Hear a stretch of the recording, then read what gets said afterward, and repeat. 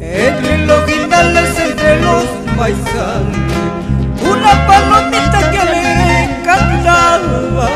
Ella no sabía ni lo presentía, que iba a ser prisionera por falsos amores, que iba a ser prisionera por falsos amores.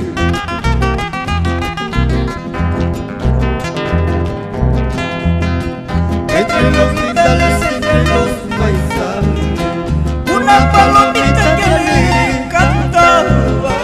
Ella no sabía ni lo presentía, que iba a ser prisionera por falsos amores, que iba a ser prisionera por falsos amores.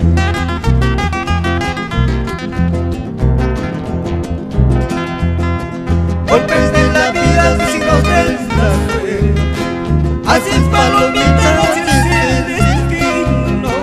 También he sufrido como tú has sufrido, por eso comprendo todo lo que a ti te pasa, por eso comprendo todo lo que a ti te pasa.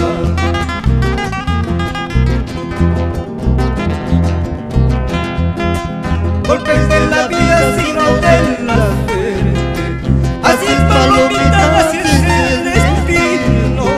También he sufrido como tú has sufrido, por eso comprendo todo lo que a ti te pasa, por eso comprendo todo lo que a ti te pasa.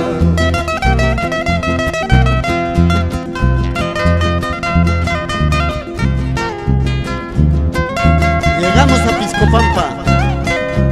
Salud Demetrio Quispe, a Gonzalo Urbano Yauri y toda su familia.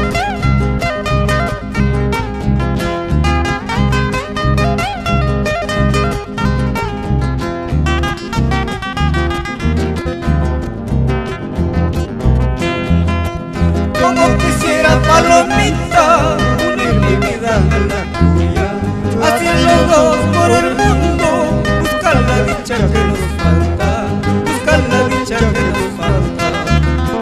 Como quisiera palomita unir mi vida a la tuya, así los dos por el mundo, buscar la dicha que nos falta, buscar la dicha que nos falta.